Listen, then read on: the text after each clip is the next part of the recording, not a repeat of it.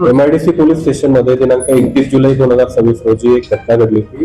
त्या घटनेच्या अनुषंगाने दिनांक 3 ऑगस्ट 2026 ला गुन्हा दाखल झाला 318(4) आणि 316(3) या कलमांअंतर्गत. त्यामध्ये तो फिर्यादी जे आहे, फिर्यादीचे मुद्देमाल होता एक PVC पॅनल पट्टी, त्याची किंमत आहे 5,54,258 रुपये. तर तो मुद्देमाल आरोपी जो आहे, आरोपी त्याच्या ट्रकमध्ये घेऊन विजापूरला जाणं अपेक्षित होतं, परंतु त्याने तो मुद्देमाल जो आहे तो बारामतीला नेला, स्वतः फोन स्विच ऑफ केला आणि ट्रान्सपोर्टरला कुठलीही कल्पना न देता ज्या ठिकाणी मुद्देमाल पोच करणं अपेक्षित होतं त्या ठिकाणी पोच न करता हा मुद्देमाल तिसऱ्याच व्यापाऱ्याला विकला आणि हा आरोपी फरार झाला. त्यानंतर दिनांक 21 ऑगस्ट 2026 रोजी MIDC ची टीम, DB ची, त्या टीम मध्ये PSI अल्फाज शेख आणि इतर सर्व जे आहेत त्यांची नावं मी अगोदर सांगितली.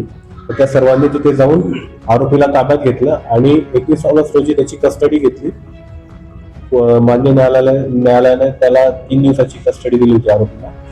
त्या कस्टडीमध्ये ट्रक 15 लाख रुपये किमतीचा आयशर ट्रक तो त्याने गुन्ह्यात वापरला होता. त्यानंतर ते जे PVC पॅनल पट्टी तो मुद्देमाल तो घेऊन पसार झाला होता, ते 5,54,258 रुपयाचे PVC पॅनल पट्टीचा मुद्देमाल आणि 65,000 किमतीचे 2 मोबाईल गुन्ह्यात वापरलेले.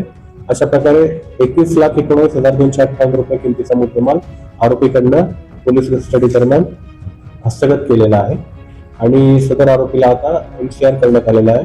या आरोपी सोबत आणखी एक आरोपी चा सहभाग असल्याचे तपासामध्ये निष्पन्न झालेले आहे. त्या आरोपीचा शोध अजून चालू आहे. तो आपल्या ताब्यात आहे. त्याचं नाव जे आहे प्रतीक दत्तात्रय निंबाळकर, वय वर्ष 26. सदर आरोपी हा मूळ राहणार गोपाळवाडी, तालुका दौंड, जिल्हा पुणे इथला आहे आणि त्या आरोपीवरती या अगोदर दौंड पोलीस ठाणे पुणे ग्रामीण आणि खोपोली पोलीस ठाणे रायगड येथे गुन्हे दाखल आहे.